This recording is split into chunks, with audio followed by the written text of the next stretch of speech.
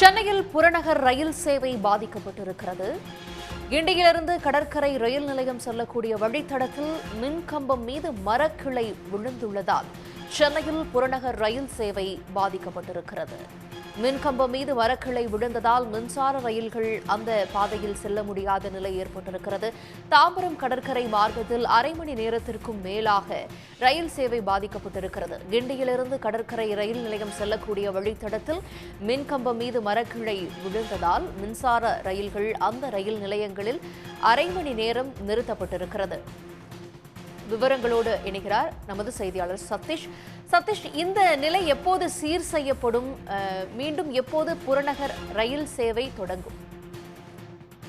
வணக்கம்.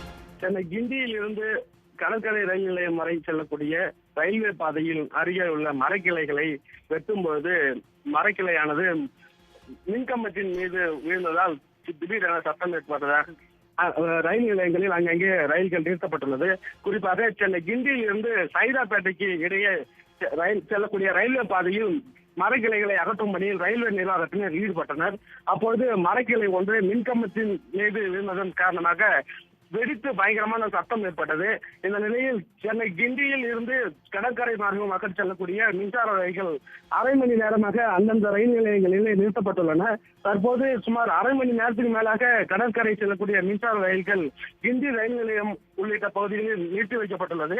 இதனால் முக்கிய பணிகளுக்கு செல்லக்கூடிய சென்னை வாசிகள் மிகவும் சிரமத்திற்கு உள்ளாகியுள்ளனர். இந்த மரக்கிளை வீழ்ந்ததை ரயில்வே ஊழியர்களும் தற்போது அகற்றி வரும் பணியில் ஈடுபட்டு வருகின்றனர். இது சுமார் 1 அல்லது 2 மணி நேரம் இந்த பணியானது நடைபெறும் என ரயில்வே நிர்வாகத்தினர் தற்போது தகவலாக தெரிவித்துள்ளனர். விவரங்களுக்கு நன்றி சதீஷ். உடனுக்குடன் செய்திகளை தெரிந்து கொள்ள சன் நியூஸ் பெல் ஐகானை கிளிக் பண்ணுங்க.